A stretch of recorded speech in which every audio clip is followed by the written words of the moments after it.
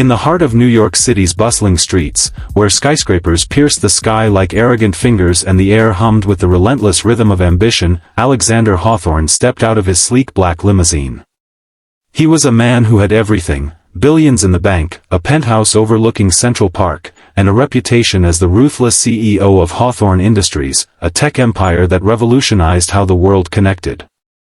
But on this crisp autumn evening, as the sun dipped below the horizon painting the city in hues of orange and gold, Alexander's world was about to shatter in the most unexpected way. He had just closed a deal worth hundreds of millions, yet his mind wandered to the emptiness that money couldn't fill. Little did he know, a chance glance through the window of a dingy diner would change his life forever. What he saw wasn't just a girl, it was a mirror to his own forgotten soul. Stick around, because this story will pull at your heartstrings and remind you why kindness matters. Hit that like button if you're ready for an emotional ride, and subscribe for more tales that inspire real change. Alexander adjusted his tailored suit, the fabric whispering against his skin as he decided to walk the last few blocks to his office. The city was alive with energy, street vendors hawking hot dogs, taxis honking impatiently, and pedestrians rushing by with heads buried in their phones. He passed a small, forgotten diner tucked between a laundromat and a pawn shop, its neon sign flickering weakly like a dying star. Through the grimy window, something caught his eye. A young girl, no older than 10, sat alone at a booth. Her clothes were threadbare, patches sewn haphazardly over holes, and her hair was a tangled mess of brown curls. But what stopped Alexander in his tracks was the plate in front of her, an empty, chipped ceramic dish. She held a spoon in her tiny hand, dipping it into nothingness, then bringing it to her mouth with exaggerated delight, chewing on air as if it were the finest meal. He froze, his breath fogging the glass. Why was she pretending? Where were her parents? The diner was nearly empty, save for an elderly waitress wiping counters with a weary sigh. Alexander's heart, hardened by years of boardroom battles and cutthroat negotiations, felt an unfamiliar twinge. He pushed open the door, the bell jingling like an accusation. The air inside smelled of stale coffee and fried grease, a far cry from the gourmet restaurants he frequented. He approached the booth cautiously, his polished shoes clicking on the linoleum floor. "Hey there," he said softly, sliding into the seat across from her. "What's your name?" The girl looked up, her eyes wide and sparkling with a mix of curiosity and caution. They were the color of deep ocean waves, holding stories far beyond her years. "I'm Lily," she whispered, setting down her spoon. "Are you here to eat too? The food's really good today. I had spaghetti." She gestured to the empty plate, her voice laced with innocent conviction. Alexander forced a smile, though confusion knotted his brow. "Spaghetti, huh? Looks delicious. But, Lily, where's your family? Why are you here alone?" Her face fell slightly, but she quickly masked it with a bright grin. "Mom's working late. She's a cleaner at the big building down the street. Dad, he's not around anymore. But it's okay. I come here after school because Mrs. Elena lets me sit. She says imagination is the best seasoning." Lily glanced toward the waitress, who nodded from afar with a sad smile. Something stirred in Alexander, a memory from his own childhood, buried deep under layers of success. He had grown up in a modest suburb, his parents scraping by on factory wages. But after his father's sudden death in a workplace accident, his mother had worked double shifts, leaving him to fend for himself.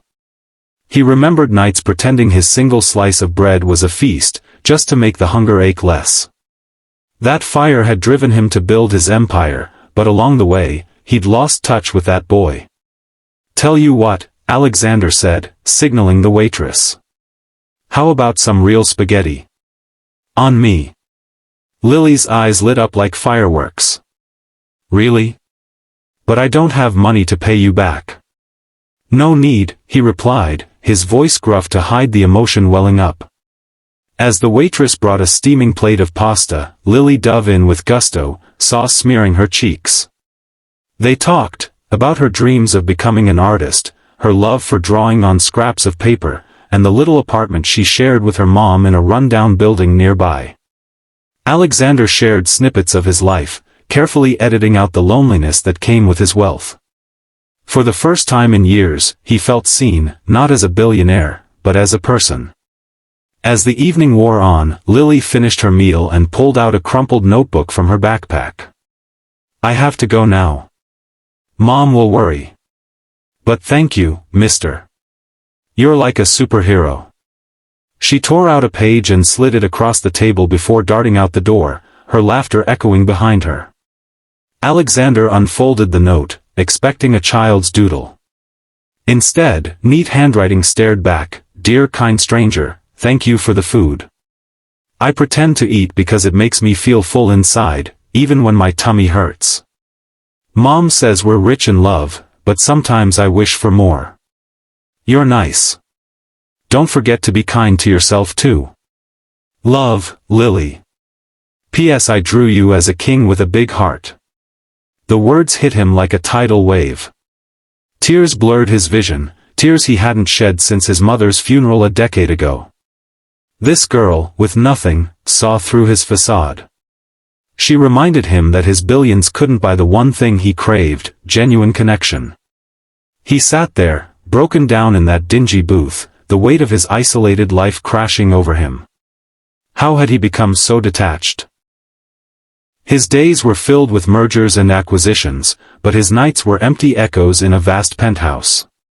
That night, Alexander couldn't sleep. Lily's note haunted him, tucked safely in his wallet. The next morning, he cancelled his meetings and drove to the address Lily had mentioned in passing, a crumbling tenement in the Bronx, where paint peeled from walls and children played in potholed streets. He found her mother, Maria, a weary woman in her 30s with calloused hands and kind eyes that mirrored her daughter's. "I'm Alexander Hawthorne," he said at her doorstep. "I met Lily yesterday. She changed something in me." Maria's face paled. "Is she okay? What happened?" He recounted the diner encounter, showing her the note. Maria's eyes filled with tears. "We've been struggling since my husband passed. Cancer took him fast, left us with debts. I work 3 jobs, but it's never enough. Lily pretends because she doesn't want me to worry. She's my little fighter." Alexander felt a resolve harden in his chest. "Let me help. Not as charity, but as a friend. I want to invest in people like you, real people." What followed was a whirlwind of challenges. First, Alexander faced skepticism from Maria, who had been burned by false promises before. "Why us?" she asked. "You don't even know us." He admitted his own brokenness, sharing how Lily's innocence cracked his armored heart. Slowly, trust built. He paid off their medical debts and rent arrears, but that was just the start. Lily's school was underfunded, her classmates facing similar hardships. Alexander used his influence to launch a foundation, Hawthorne Hearts, aimed at supporting single-parent families in low-income areas. But obstacles arose. Media caught wind of the Billionaire's redemption, twisting it into a PR stunt. Tabloids accused him of ulterior motives, dredging up his cutthroat business past.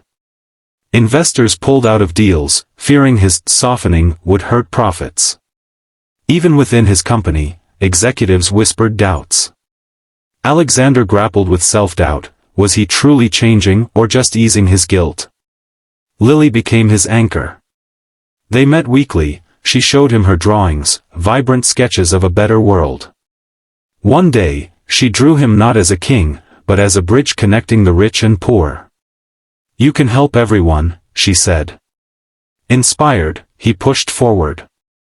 He partnered with local nonprofits, creating job training programs for parents like Maria.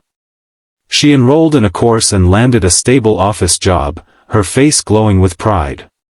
Yet, the deepest challenge came when Lily fell ill. A severe flu turned into pneumonia, exacerbated by their drafty apartment.